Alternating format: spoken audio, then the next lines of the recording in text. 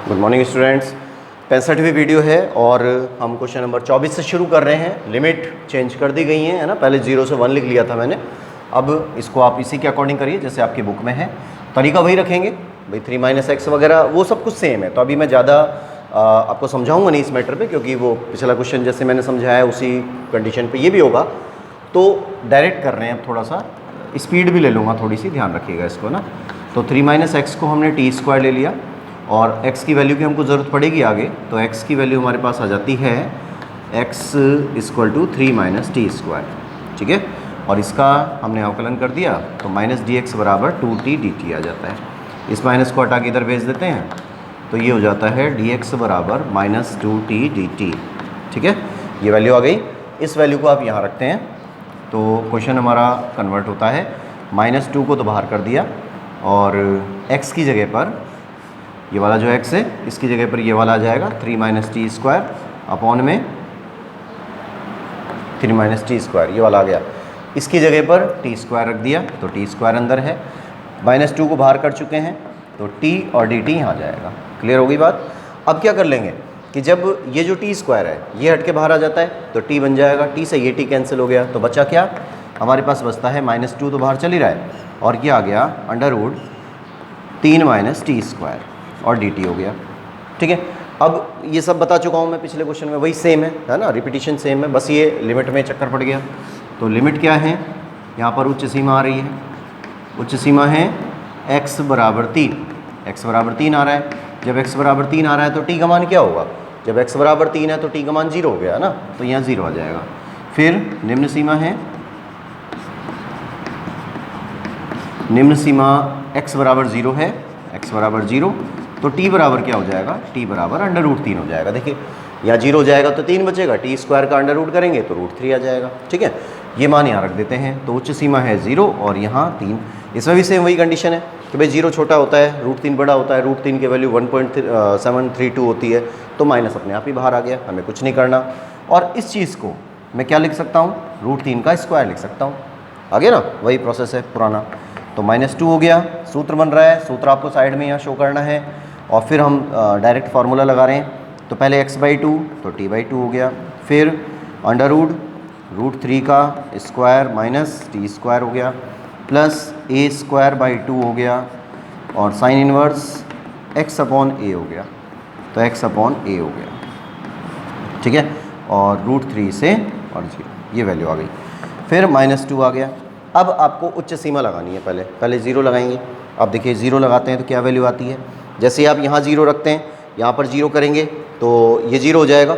0 से किसी भी डिजिट का मल्टीप्लाई करेंगे 0 हो जाएगा, कंप्लीट 0 हो गया, इसको 0 लिख दिया। फिर प्लस इधर आ जाइए, यहाँ पर 3/2 बन रहा है, यहाँ पर साइन इनवर्स आ रहा है, ये 0 बटा √3 हो गया। तो 0 बटा √3 का मतलब क्या हुआ, 0। साइन 0 0 पे ही आता है, 0 का मल्टीप्लाई इससे भी हुआ, ये भी 0 होगा, कंप्लीट 0 हो गया। तो उच्च सीमा में कंप्लीट 0 आ गया।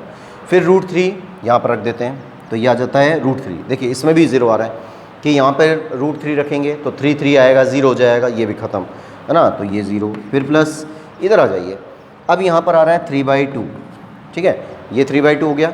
साइन इनवर्स है, फिर यहाँ पे √3 रखेंगे, √3/3 करेंगे तो यहाँ पे 1 हो जाएगा। 1 हो गया तो इसका मतलब साइन इनवर्स 1 और साइन इनवर्स 1 साइन π/2 पे बनता है। तो डायरेक्ट इसको हल कर देते हैं तो ये वैल्यू मिल जाती है हमको π/2 और ये है निम्न सीमा, ठीक है। अब ये -2, ये तो दोनों 0 ही हो गए, इसको तो कुछ करने की ज़रूरत है ही नहीं। ये -2 इससे मल्टीप्लाई होगा तो ये भी 0 हो जाएगा। ये -2 इससे मल्टीप्लाई हुआ तो भी 0 हो जाएगा। अब ये -2 यहाँ पे मल्टीप्लाई होता है तो वैल्यू क्या मिलती है हमको, यहाँ वैल्यू मिल जाती है कि ये तो प्लस हो गया तो +2। देखिए ये माइनस है, ये भी माइनस है तो प्लस हो जाएंगे। 3/2 और π/2 तो 2 × 3/2 × π/2, इस 2 से ये 2 कैंसिल हो गया और बचा क्या 3π/2। तो ये आंसर है आपका कि I = 3π/2 हो गया, ठीक है। तो बहुत सिंपल क्वेश्चन था, लेकिन बस लिमिट मैंने दूसरे क्वेश्चन की लिमिट देख ली, क्वेश्चन ये वाला लिख दिया।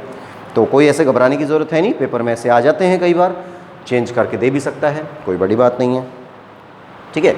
अब आप इसको लिखिए और फिर उसके बाद नेक्स्ट पे आ जाइए। तो अब आपके लास्ट ये 2 सवाल बचे हुए हैं, बस उसके बाद ये प्रश्नावली ख़त्म हो जाएगी। नेक्स्ट पे देखिए, अब क्वेश्चन को ज़रूर देखा करिए। यहाँ पे मैं मिटा रहा हूँ, तो आप क्वेश्चन पे नज़र रखिए कि भाई ये क्वेश्चन कैसे होगा। थोड़ा सा टेक्निक आपको इनकी तुरंत याद आ जानी चाहिए। 0 to 1 लिमिट मैंने इसकी लिख दी थी उसमें, 0 to 1, और फिर आ जाता है x स्क्वायर अपॉन में x square upon 1 plus x square और dx। तो ये क्वेश्चन हमको दिया गया है। अब देखिए बहुत सिंपल क्वेश्चन है, कुछ भी नहीं, मतलब मुझे नहीं लग रहा कि शायद किसी बच्चे को इसमें कोई दिक्कत आनी चाहिए, क्योंकि ये क्वेश्चन बहुत बार रिपीट हुआ है ना। तो हम क्या कर देते हैं, +1 और -1, बस ये काम कर देते हैं। तो यहाँ आ जाता है 0 to 1, एक बार एक तो जोड़ दिया और एक घटा दिया, तो 1 प्लस एक्स स्क्वायर हो गया, ये dx हो गया। अब दोनों को अलग अलग कर देते हैं, तो 0 से 1 हो जाता है। जब 0 से 1 होगा तो वैल्यू देखिए, एक बार इसके नीचे लिखना है इसको, तो 1 plus x square, 1 plus x square, है ना, फिर -1 अपॉन 1 प्लस एक्स स्क्वायर, ये dx हो गया। t वगैरह मानने का कोई चक्कर ही नहीं है इसमें, ये कट गया तो 0 से 1 हो गया। जब ये कट गया तो इसका मतलब क्या बचा, यहाँ पे 1 बचा, है ना, 1 लिखेंगे, -1 अपॉन 1 प्लस एक्स स्क्वायर। अब मैं इनको अलग अलग नहीं कर रहा हूँ, क्यों नहीं कर रहा हूँ, क्योंकि इतना बड़ा फिर सवाल करने की ज़रूरत है नहीं। और ये अगर क्वेश्चन आता है तो आप हद से हद मान लीजिए 1 नंबर में ही जाने के चांस बन रहे हैं, और अगर फिर भी कोशिश करता है कि थोड़ा सा और ज़्यादा नंबर बढ़ा दिए जाएँ तो ये 2 नंबर में जाएगा, बस इससे आगे नहीं जाएगा। तो बहुत ज़्यादा बड़ा इसको या डिटेल करके अलग अलग करने की ज़रूरत नहीं है, डायरेक्ट इसको हल करते हैं। अब आ जाइए, टी वगैरह हमने कुछ माना नहीं है, डायरेक्ट हल कर रहे हैं। तो ये जो 1 है ना, dx के साथ मल्टीप्लाई होगा तो इसका आंसर क्या हो जाएगा, x आ जाएगा। -1 अपॉन 1 प्लस एक्स स्क्वायर क्या होता है, tan इनवर्स x होता है, और 0 to 1, तो कोई लिमिट चेंज नहीं हुई है। अब उच्च सीमा और निम्न सीमा रख देते हैं। तो पहले हमने उच्च सीमा रखी, यहाँ पे 1 रखते हैं तो 1 आ जाएगा, माइनस tan इनवर्स 1 आ गया, ठीक है। फिर आ जाते हैं 0 पर, 0 माइनस tan इनवर्स 0, एक बार तो वैल्यू रखनी है, उसके बाद हम इसको 0 कर लेंगे। अब क्या होता है देखिए, 1 एज इट इज़ रहेगा, है ना, tan इनवर्स 1। अब tan इनवर्स 1 यानी जो 1 होता है वो कितने डिग्री पे आता है, π/4 पे आता है, तो tan से tan कैंसिल होगा, यहाँ पर π/4 रह जाएगा, ठीक है। फिर ये माइनस हो गया, ये 0 है, कोई लेना देना नहीं है, tan इनवर्स 0 का मान भी 0 ही होता है, तो ये सारा ख़त्म, बचा क्या, सिर्फ ये 1 माइनस π/4, और यही आंसर होगा। 1 माइनस π/4 कर दीजिए, चाहे इसका एलसीएम ले लीजिए, एक ही बात है ना। इसको लिखिए, उसके बाद हम आते हैं अपने लास्ट क्वेश्चन पर, क्वेश्चन नंबर 26, और आंशिक भिन्न से हो रहा है, साफ दिख रहा है। देखिए इसमें अगर मैं ना भी करूं इस क्वेश्चन को तो कोई फ़र्क नहीं पड़ने वाला, लेकिन फिर भी करना पड़ेगा। लिमिट है 1 to क्वेश्चन नंबर 26, लिमिट 1 से 2, dx x + 1, dx x + 1 और x + 2, ठीक है। ये लिमिट हमारे पास आ जाती हैं। अब देखिए ये क्वेश्चन वही है जो मैंने आपको अभी बताया था ना, कौन सा क्वेश्चन में आया था ये, क्वेश्चन नंबर 23 में। तो क्वेश्चन नंबर 23 में जो कंडीशन आई थी वही की वही कंडीशन यहाँ पर यूज़ हो रही है। तो इसमें पहले हम आंशिक भिन्न लगा देते हैं, यहाँ पर लिखेंगे दिए गए समाकल्य को, दिए गए समाकल्य को आंशिक भिन्न में, आंशिक भिन्नों में वियोजित करने पर, वियोजित करने पर रखिए मान इसमें, तो 1 अपॉन x + 1 और x + 2, ठीक है। a अपॉन में x + 1 प्लस b अपॉन में x + 2 एज इट इज़ चल रहा है, एलसीएम ले लिया तो 1 a × x + 2 हो गया, प्लस b × x + 1 हो गया। अब हम इसको 0 लेते हैं, तो x + 1 बराबर 0 ले लिया, तो x बराबर हो गया -1 रखने पर, ठीक है। अब x + 1 को 0 करते हैं तो ये वाला 0 हो जाएगा ना, ये कंप्लीट 0 हुआ, 0 से इसका गुणा हुआ, ये भी कंप्लीट 0 हो गया। यहाँ पर रख देते हैं -1, तो 2 - 1 हो जाएगा, 2 - 1 1 होगा, तो आगे चल रहा है 1, ये तो कांस्टेंट है, इसमें x का मान रखने की ज़रूरत ही नहीं है, तो यहाँ पर आ गया 1, ठीक है। भाई इसकी वैल्यू क्या आ रही थी, -1 रखेंगे ना, यहाँ पे -1 रखेंगे तो 2 में से -1 हुआ तो प्लस का 1 बचा, प्लस का 1 का गुणा a से हो गया तो a रहेगा, यहाँ पे एज इट इज़ 1 चल रहा है। फिर उसके बाद दोबारा से x + 2 = 0 में x बराबर -2 रखने पर, जब x बराबर -2 रखेंगे तो देखिए वैल्यू क्या आती है, 1 = -2 रखेंगे, ये वाला x + 2 = 0 है तो ये वाला पार्ट ख़त्म, 0 हो गया। फिर इधर आ जाइए, इसमें क्या करेंगे, 2 रख रहे हैं, -2, यहाँ पर -2 रखेंगे तो -2 + 1, -2 + 1 माइनस का b आएगा ना, -1 बचेगा, इससे गुणा हुआ तो माइनस का b आया, तो यहाँ लिखेंगे पहले -b। अब b की वैल्यू क्या होगी, तो b की वैल्यू हो जाएगी -1। बात समझ में आई, दोनों मान यहाँ पर आ गए, एक ये वाला मान हो गया, एक ये वाला मान हो गया, इन दोनों मानों को अब यहाँ रख देंगे। तो जो समाकल्य हमारा बन रहा था वो इस तरह से बन रहा है, आंशिक भिन्न वाला, कि x + 1 x + 2 बराबर है a अपॉन में 1 आ रहा है तो 1 अपॉन में x + 1 और प्लस माइनस ले लेते हैं, ये माइनस आ रहा है तो माइनस, और b अपॉन में x + 2 तो 1 अपॉन x + 2 हो गया। अब इसको समाकलन में चेंज कर दिया तो ये बन गया dx अपॉन x + 1 x + 2 बराबर 1 अपॉन या dx upon x + 1 minus dx upon x + 2, ठीक है। और लिमिट क्या चल रही है, 1 से 2, तो ये 1 से 2 हो गया, ये भी 1 से 2 हो गया, ये भी 1 से 2 हो गया, सारे मान रख दिए। अब क्या करेंगे भाई, ये तो सवाल है ही, इसका तो आपको कुछ करना ही नहीं है, क्वेश्चन तो इसको हल करना है। और फिर वही कंडीशन आ रही है, मैंने आपको पहले ही बता दिया था कि 99% क्वेश्चंस पे क्या होगा, लॉग बनेगा। तो लॉग बनेगा तो लॉग बनाइए इसको, तो लॉग x + 1 है ना, माइनस लॉग x + 2, और लिमिट मैं यहाँ पर डायरेक्ट रख देता हूँ 1 से 2, ऐसे कोई फ़र्क नहीं पड़ेगा उस बात से कि आप अलग अलग सॉल्व करें और फिर इसको करें, तो वो एक ही बात होगी। हम इसको कंप्लीट में भी लिख सकते हैं, ठीक है। अब इसको हल करिए, पहले हल कर लीजिए, बाद में इसमें लिमिट लगा देंगे। तो लॉग की प्रॉपर्टी से ये संख्या प्लस में आ रही है, इधर माइनस में आ रही है, तो क्या कंडीशन आ जाएगी, x + 1 और x + 2, ठीक है, 1 से 2। अब इसमें वैल्यू डालिए, तो पहले उच्च सीमा रख रहे हैं, जब उच्च सीमा रखेंगे तो वैल्यू क्या आ रही है, देखिए 3, वो यहाँ पे 2 रख दिया ना, 2 रख दिया तो 3 हो गया, यहाँ 2 रख दिया तो 4 हो गया, तो ये बन गया 3/4। फिर माइनस लगेगा, फिर लॉग आएगा, और क्या वैल्यू बनती है, यहाँ पे 1 हो गया, 1 + 1 2 हो गया, यहाँ 3 हो गया तो 2/3 हो गया, ठीक है। अब दोनों को मिला देते हैं, फिर दोबारा लॉग की प्रॉपर्टी लगी, तो ये हो जाता है 3/4 गुणा बटे में आएगा तो 3/2 लिख लेते हैं इसको, तो ये आ जाता है log 9/8, ठीक है। तो वही आंसर हमको मिल जाता है log 9/8, और ये हमारा चैप्टर कंप्लीट।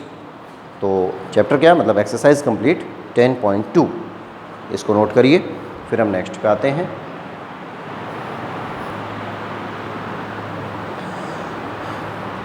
अब देखिए नेक्स्ट हम शुरू कर रहे हैं अपना 10.3।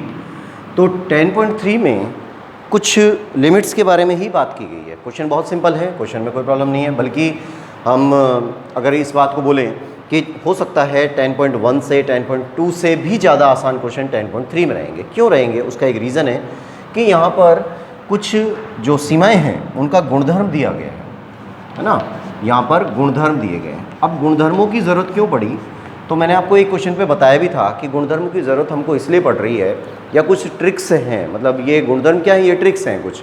इन ट्रिक्स की ज़रूरत केवल इसलिए पड़ी है कि कई बार बहुत बड़े बड़े क्वेश्चन होते हैं, ठीक है।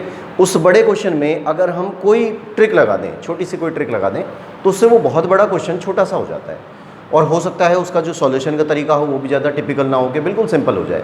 तो इस तरह से जो बोर्ड के लिहाज से होता है वो सबसे ज़्यादा इम्पॉर्टेंट ये 10.3 बनता है। और गुणधर्मों पर आधारित क्वेश्चन इसीलिए बोर्ड में दिए जाते हैं ताकि बोर्ड का जो एग्जामिनर है वो भी ये जांच कर सके कि भाई इंटीग्रेशन तो आपको आ गया, समाकलन तो आपने कर लिए, वो समाकलन चले गए 9वीं प्रश्नावली के अंदर, लेकिन 10.3 के अंदर उन बड़े बड़े समाकलनों को आप छोटा कर सकते हैं क्या, है ना, कोई ट्रिक लगा के छोटा कर सकते हैं। तो इसमें कुछ गुणधर्म दिए गए हैं, उन गुणधर्मों की हम यहाँ थोड़ा सा चर्चा कर लेते हैं। बहुत ज़्यादा डिटेल में जाने की आपको ज़रूरत नहीं है। कुछ बातें मैं बता रहा हूँ जो हमारे क्वेश्चंस के लिए और हमारी इस एक्सरसाइज के लिए इंपॉर्टेंट होगा। जैसे गुणधर्म नंबर 1 है, पहला नंबर है, पहले नंबर में ये कह देता है कि अगर सीमाओं में परिवर्तन ना किया जाए, है ना, थोड़ा ध्यान से देखिएगा इसको, कि अगर सीमाओं में परिवर्तन ना किया जाए और उसके चर में परिवर्तन कर देते हैं तो क्वेश्चन का जो संख्यात्मक मान होता है उसके ऊपर कोई फर्क नहीं पड़ता। क्या मैटर है ये, इसको समझिए। जैसे मान लीजिए कोई क्वेश्चन हमको दिया गया है और यहाँ पर आ रहा है 1 से 2 और यहाँ पर आया x dx, ये स्थिति आ गई। आपने इसको सॉल्व कर दिया, जब इसको सॉल्व कर दिया तो क्या आ जाएगा, x²/2, है ना, 1 से 2 हो गया। क्लियर हो गई बात। अब हम इसमें सीमाएं लगा रहे हैं, तो जैसे ही आपने यहाँ सीमा लगाई यानी उच्च सीमा लगाई तो ये क्या हो जाएगा 4, 4 में 2 का भाग लग गया तो 2 आ गया। फिर आपने यहाँ 1 लगा दिया, निम्न सीमा लगाएंगे तो माइनस लगाया, 1/2 हो जाएगा, ये 1/2 हो गया। 2 में से आधा गया, 1.5 बच गया, मतलब 3/2 लिख सकता हूँ, हो गया। तो इस क्वेश्चन का जो आंसर आया वो कितना आया, 3/2। ठीक, अब इसी क्वेश्चन को मैं कर रहा हूँ ऐसे कि 1 से 2 है और t dt है, 1 से 2 है और t dt है, तो क्या कंडीशन आएगी, जब इसको हल करते हैं तो t²/2 होगा, है ना, 1 से 2 हो गया। 2 को आप इसमें रख रहे हैं तो वैल्यू क्या मिलेगी, 4, 4 में 2 का भाग लग गया तो 2 आ गया। फिर वापस यहाँ पे 1 रखा, निम्न सीमा का प्रयोग किया, निम्न सीमा यहाँ आएगी तो 1/2 हो जाएगा, तो माइनस का 1/2 हो गया। अब 2 में से आधा जाएगा तो कितना बच गया, 3/2। देखिए दोनों मान सेम आ रहे हैं, है ना, दोनों की वैल्यू सेम आ रही है। तो जो गुणधर्म 1 है वो यही बताना चाह रहा है कि अगर सीमाओं के मान परिवर्तित ना किए जाएं, सीमाओं के मान को चेंज नहीं कर रहे हैं, 1 2 आ रहा है, यहाँ पर भी 1 2 आ रहा है, केवल चर को चेंज कर दिया जाए, जैसे x आया x dx, उसकी जगह पर हमने t dt लिख दिया, है ना, तो इसके संख्यात्मक मान पर कोई फर्क नहीं पड़ता। तो अब आप सोच रहे होंगे भाई इसकी ज़रूरत कहाँ पड़ती है हमको, तो हम एक फार्मूला इन्वेंट करते हैं और वो फार्मूला जब डेरिवेशन किया जाता है उस फार्मूले का तो हमें इसकी ज़रूरत पड़ती है ना, वो अभी आगे बताएंगे हम उस चीज़ को। थोड़ा सा ये चीज़ें ऐसी भी हैं जो हम क्लास के लिए भी रख रहे हैं, सारी चीज़ें अगर इसमें आपको क्लियर नहीं भी हो पा रही हैं तो फिर क्लास के लिए भी हमारे पास कुछ रहेगा ही। तो ये थोड़ा सा आपको ध्यान रखना है कि अगर चरों के मान को बदल दिया जाए, जो चर है ना इनको बदल दिया जाए, x dx की जगह t dt लिख लीजिए, p dp लिख लो, z dz लिख लिया, लेकिन लिमिट को चेंज नहीं किया, तो ऐसा करने से संख्यात्मक मान पर कोई फ़र्क नहीं पड़ता। हम साधारण शब्दों में ये कह सकते हैं कि ये सवाल और ये सवाल सेम है। तो अगर कहीं पर ये मिल जाए तो हम इसको ये चेंज कर सकते हैं, ठीक है, इसको चेंज कर देंगे और हमारा आंसर आ जाएगा, ठीक है। तो ये कंडीशन आ जाती है। उसके बाद आ जाइए सेकंड पर। सेकंड है, लिखने की ज़रूरत नहीं है इनको, है ना, लिखिए मत इनको, समझ लीजिए बस। दूसरा है गुणधर्म कि निश्चित समाकल की सीमाओं को परस्पर बदल देने से समाकलन का मान तो वही रहता है परंतु चिन्ह बदल जाता है। इसका मतलब क्या हुआ, अभी ये वही नियम है जो बार बार हमारी इन समाकलनों में आ रहा था कि मान लीजिए कोई समाकलन है a से b और यहाँ पर आ रहा है f(x) dx, इस तरह का दे दिया और हमने इसको बदल दिया, यूँ चेंज कर दिया इसको। तो अगर हम इसको चेंज कर देते हैं तो मान पर कोई फ़र्क नहीं पड़ता ना, संख्यात्मक मान पर कोई फ़र्क नहीं पड़ता, केवल जो इनका संख्यात्मक मान पर कोई फ़र्क नहीं पड़ता, केवल उसका चिन्ह बदल जाता है। पहले निम्न सीमा थी a, उच्च सीमा बन गई b, इसके अकॉर्डिंग हमने इसको चेंज कर दिया, परस्पर बदल दिया, मतलब एक दूसरे से अपोजिट कर दीजिए, इसको चेंज कर दीजिए, तो b नीचे आ जाएगा, a ऊपर आ जाएगा, f(x) dx ऐसा कैसे ही चल रहा है, तो केवल माइनस आएगा और कुछ नहीं आएगा। अब इसको हम देखिए चेक करते हैं। जैसे मान लीजिए 1 से 2 ले लिया मैंने और यहाँ पर मैं ले लेता हूँ x ले लेते हैं, केवल यही ले लेते हैं ऐसे ही। अब जो मान प्राप्त होगा हमको, अभी किया था ना हमने, इसमें 3/2 आ रहा था, में 3/2 आंसर आया था, अभी किया है इस क्वेश्चन को। अब आप क्या करते हैं, अब इसको लिमिट को उल्टा कर देते हैं, जैसे ये बन गया 2 से 1 और x dx आ गया, चेंज नहीं किया है, क्वेश्चन एज इट इज़, केवल किसको चेंज किया, सीमाओं को, ठीक है। और पहले वाले क्वेश्चन में क्या हो रहा, ये पहले वाले गुणधर्म में क्या हो रहा था कि हम सीमाओं को चेंज नहीं कर रहे थे, केवल इसके फलन के अंदर जो चर हैं उनको चेंज कर रहे थे। इसको हल करिए तो आंसर तो यही आएगा, x²/2 और 2 से 1, इसमें वैल्यू डाल दी तो यहाँ जाएगा 1/2, यहाँ पे मान रख दिया तो 2 आ जाएगा और इसको हल कर देंगे तो -3/2 आ जाएगा। अब देखिए क्या अंतर आया, संख्यात्मक मान पर कोई फ़र्क नहीं पड़ा, यहाँ भी 3/2 है, यहाँ भी 3/2 है और इस 3/2 से केवल अंतर क्या आया, पहले प्लस का था जब सीमाएं ऐसी थी, जब हमने सीमाओं को इसमें बदल दिया, परस्पर बदल दिया, तो हमारे पास क्या आने लग गया, वो माइनस का आने लग गया। ठीक है, ये स्थिति बनती है। बस यही गुणधर्म नंबर 2 है। उसके बाद आते हैं फिर गुणधर्म नंबर 3 पर। गुणधर्म 3 ये बोलता है कि आपको अगर सीमाओं के टुकड़े करने पड़ जाए, अभी हम सवाल करेंगे तो आपको क्लियर होगा कि सीमाओं के टुकड़े कैसे किए जा रहे हैं। जैसे बाई चांस कोई रेंज दी हुई है हमारे पास, कि कोई रेंज है और इस टाइप का, थोड़ा सा समझ लीजिए इसको, क्योंकि ये सवाल एक बार पेपर में आया भी हुआ है। तो क्वेश्चन जो हम 10.3 करेंगे उसका पहला क्वेश्चन इसी के ऊपर बेस है। मान लीजिए 1 से और 3 तक ऐसे कोई फलन है और यहाँ पर x dx इस टाइप का आ गया है ना। x dx तो नहीं आना चाहिए, कुछ और मान लेते हैं, x - 2 ले लीजिए इसको ऐसे। अभी बता दूंगा क्या सिस्टम है ये। अब मुझे तो पता है ना कि यहाँ पे क्या सिस्टम चल रहा है, पर अभी आपको नहीं पता कि हमने x क्यों नहीं माना उसकी जगह पर। ठीक है, तो x - 2 अगर कोई फलन होता है और 1 से 3 के अंदर ये अपनी रेंज लेता है, तो संख्या रेखा पर जब हम मान देखते हैं तो 1 से 3 आ रहा है। ठीक है, अब हमसे ये कहा गया कि भाई किसी कारण से हमको मान लीजिए इसके टुकड़े करने पड़ जाते हैं, इस लिमिट के टुकड़े करने पड़ जाते हैं। लिमिट आ रही है 1 से 3 तक, है ना।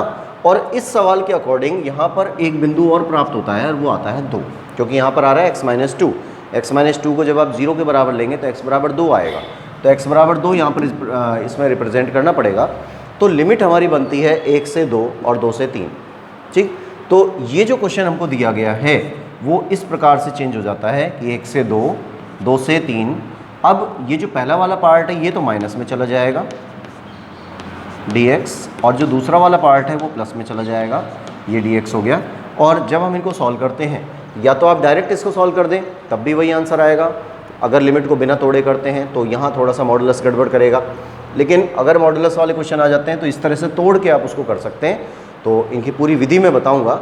फिलहाल अभी हमारा जो गुणधर्म नंबर 3 है वो केवल इतनी सी बात कर रहा है कि अगर कोई लिमिट 1 से 3 जा रही है, मतलब कहीं से भी कहीं तक जा रही है, और अगर किसी कारणवश आपको उसको तोड़ना पड़ जाए, है ना, तोड़ना पड़ जाए, तो जितने भी पार्ट बनते हैं उनसे समाकलन के मान पर कोई फ़र्क नहीं पड़ता। आप क्वेश्चन को अपने अकॉर्डिंग सेट कर सकते हैं, सॉल्व करने के पर्पज़ से या उसको छोटा करने के पर्पज़ से। आप कितने भी पार्ट में डिवाइड कर सकते हैं और भी पार्ट बना सकते हैं। जैसे 1 और 2 के बीच में 3/2 भी रहेगा, 2 और 3 के बीच में 5/2 रहेगा, है ना, 5/2 रहेगा। अब अगर इनको हम इसके टुकड़े करते हैं तो 1 से 3/2, 3/2 से 2, फिर 2 से 5/2, इसी तरह से 5/2 से 3, कितने भी टुकड़े कर दीजिए आप समाकलन के। या तो आप डायरेक्ट हल करिए 1 से 3 तक, तब भी वही आंसर आएगा। और अगर हमने छोटे छोटे पार्ट बना के उसको हल किया तो इनका जो सबका आंसर आएगा उनका प्लस करेंगे ना, तो वही आंसर प्राप्त होगा जो शुरू में था। ठीक है, ये गुणधर्म नंबर 3 है। ये थोड़ा सा अटपटा आपको लग रहा होगा, अभी हम क्वेश्चन करेंगे तो बहुत ईजी है, कोई खास काम नहीं है। ठीक है, मॉडुलस वाले क्वेश्चन में जनरली इसका यूज़ होता है, इसलिए मैंने यहाँ पर मॉडुलस लिखा था। अभी लिखिए नहीं, आप कुछ नहीं करना, अभी केवल सुनिए। उसके बाद आते हैं गुणधर्म नंबर 4 पर, और गुणधर्म नंबर 4 जो है वो सबसे इम्पॉर्टेंट है। ये मान के चलिए कम से कम 95% क्वेश्चन गुणधर्म नंबर 4 पे होते हैं, और बोर्ड में आने वाले क्वेश्चन के भी, बोर्ड में अगर 100 क्वेश्चन दिए गए हैं कभी, तो 100 में से 99 गुणधर्म 4 के होते हैं। किसी भी रूप में मिलेगा, लेकिन गुणधर्म 4 जरूर मिलेगा। क्या होता है गुणधर्म 4? ये गुणधर्म 4 के बाद की सारी चीज़ें रहती हैं। जनरली इसके अंदर हमको मिल जाता है, अब मैं बहुत ज़्यादा डिटेल में नहीं जा रहा हूँ, क्योंकि ये चीज़ें जब आप पहली बार पढ़ रहे हैं तब थोड़ा सा अटपटा हो जाता है। जैसे यहाँ पर दे दिया कि भाई a से b है, fx है और dx है, इस टाइप की कोई कंडीशन आपको दे दी गई, आपने इसको जोड़ लिया, है ना। कंडीशन क्या है? मान लीजिए इस तरह से करने पर फलन जो भी हमें दिया गया है उससे क्वेश्चन बड़ा हो रहा है। ठीक है, गुणधर्मों का प्रयोग क्यों किया जाता है? बड़े क्वेश्चन को छोटा करने के लिए गुणधर्मों का प्रयोग करते हैं, बस, इसके अलावा और कुछ भी नहीं है इनका यूज़। तो क्या कर देते हैं, अगर इस तरह की कोई कंडीशन आ गई जिसमें लिमिट निम्न सीमा और उच्च सीमा दी गई है, यहाँ पर कोई फलन दिया गया है, तो हम एक टेक्निक यूज़ करते हैं कि लिमिट तो ऐसे कैसी रहेंगी, लिमिट में कोई चेंज नहीं कर रहे, लेकिन हम क्या कर देते हैं कि a + b - x कर देते हैं। इस प्रकार से a + b - x कर दिया। जब a + b - x कर रहे हैं तो क्या कंडीशन बन रही है ये वाली, a + b - x करने पर? कोई ना कोई, अब यहाँ तो नहीं पता चल रहा क्योंकि अभी हम सवाल नहीं कर रहे हैं, कंडीशन नहीं देख रहे हैं, लेकिन जब हम इसकी कोई कंडीशन देखते हैं तब आपको महसूस होगा कि वो जो बड़ा सवाल है ना वो जनरली छोटा सा हो जाता है, बिल्कुल आसान हो जाएगा। और एक सवाल मैं आपको बताऊंगा, अभी आपने उसको 9th प्रश्नावली में भी किया है ना, 9.2 में भी किया है, फिर आपने 10.2 में भी उसको किया है और वो 10.3 में भी आएगा। और जब हम उसको गुणधर्म का प्रयोग करके करेंगे तो बहुत ईजी हो जाएगा, कैलकुलेशन ख़त्म हो जाएंगी। जर्नली ऐसा होता है कि इसमें 0 मिलता है निम्न सीमा में, जर्नली होता है, हमेशा नहीं, कभी कभार, मतलब अक्सर होता है, कभी कभार कोई दूसरी संख्या मिल जाती हैं, लेकिन अक्सर होता है कि यहाँ पर 0 से π/2, 0 से π/4 इस तरह की संख्याएं ज़्यादा मिलती हैं, 0 बहुत ज़्यादा मिलता है, तो ये थोड़ा सा आपको ध्यान रखना है। ये गुणधर्म नंबर 4 होता है। फिर गुणधर्म 5 में आते हैं। अब 5 जो है उसके अंदर भी यही कंडीशन है कि 5 वाले में देखिए, गुणधर्म 5 में हमसे ये कहा गया कि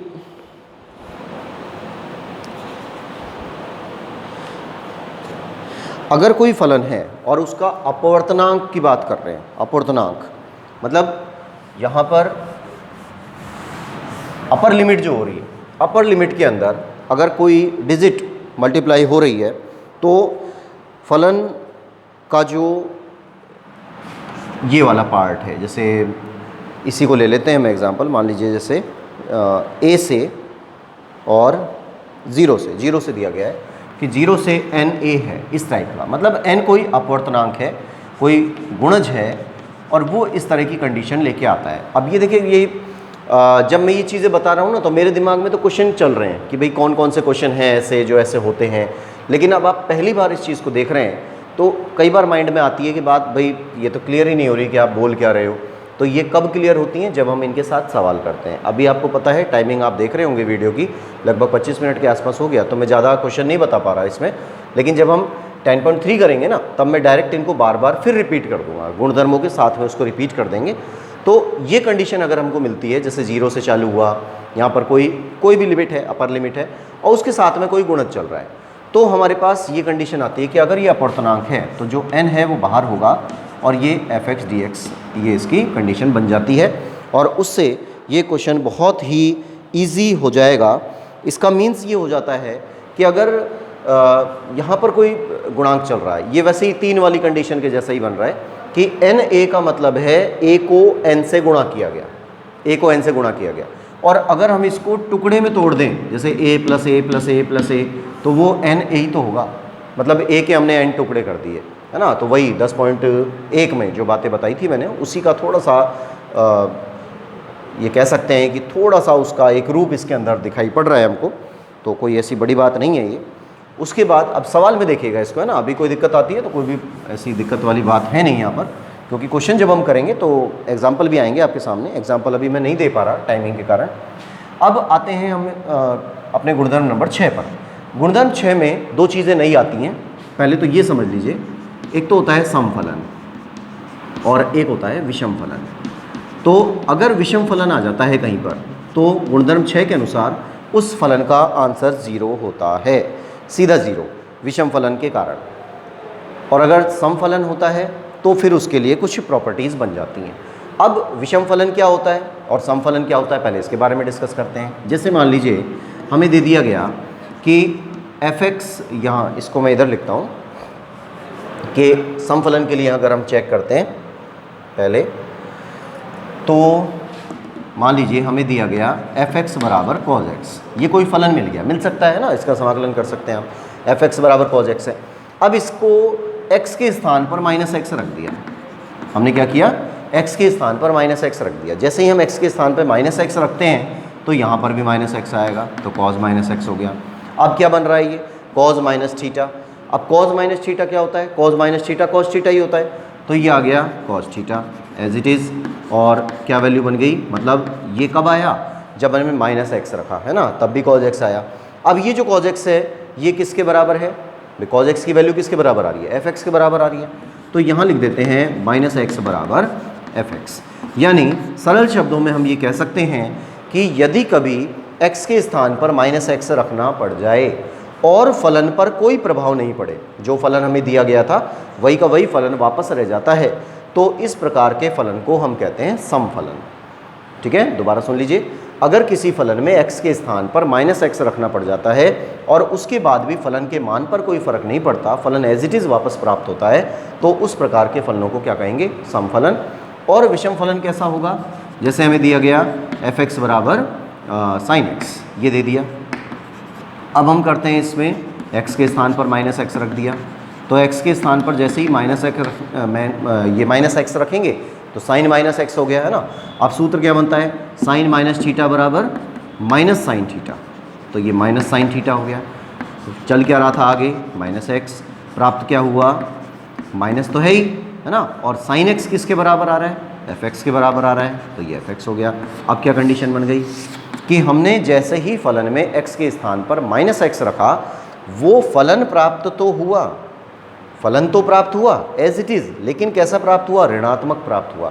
तो अगर किसी फलन में x के स्थान पर -x रख देने पर फलन के मूल मान का, फलन जो मूल फलन है उसका अगर चिन्ह बदल जाता है, माइनस है तो प्लस हो जाए, प्लस है तो माइनस हो जाए, तो ऐसे फलन को क्या नाम देते हैं? विषम फलन, है ना। तो ये sin x जो होता है वो विषम फलन होता है और जो cos x होता है वो सम फलन होता है। ठीक है, और जब इस प्रकार के फलन का कभी भी लिमिट लगाया जाएगा, कोई भी गुणधर्म हम लगाते हैं, तो गुणधर्म 6 के अनुसार इसका आंसर 0 हो जाता है। मतलब इसको आपको सॉल्व करने की ज़रूरत ही नहीं है, सीधा आप लिख देंगे गुणधर्म 6 से ये विषम फलन 0 हो गया। ठीक है, तो इसको गुणधर्म 6 को हमने इस तरह से परिभाषित कर दिया। और अगर सम फलन होता है तो सम फलन के टुकड़े कर दिए जाते हैं और इसको हम लिख देते हैं f(x) बराबर, या इसको आप नेक्स्ट में ही करेंगे, या इसको आप लिख लो f(x) बराबर, जैसे हमको दे दिया गया कि f(x) है, dx है, और इसको हम ले लेते हैं ऐसे कि 2 0 से a हो गया।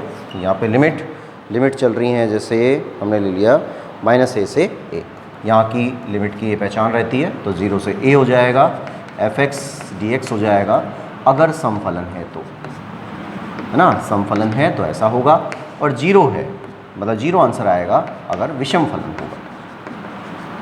ठीक है, ये स्थिति बनती है। तो सबसे इंपॉर्टेंट जो है वो 7वां भी इसी का ही एक रूप होता है, तो 7वां आप लिखें नहीं लिखें कोई बहुत ज़्यादा फर्क नहीं पड़ता। तो गुणधर्म नंबर 4 पर आपको विशेष ध्यान रखना है, गुणधर्म नंबर 2 पर आपको ध्यान रखना है, गुणधर्म 1 का ध्यान रखना है, गुणधर्म 3 के क्वेश्चंस मिलते हैं, 6 के क्वेश्चन मिलते हैं। ठीक है, तो ये थोड़ा सा आपको ध्यान रखना है, इनको नोट कर लीजिएगा, और फिर नेक्स्ट वीडियो में हम अपना 10.3 को स्टार्ट करेंगे। ठीक है।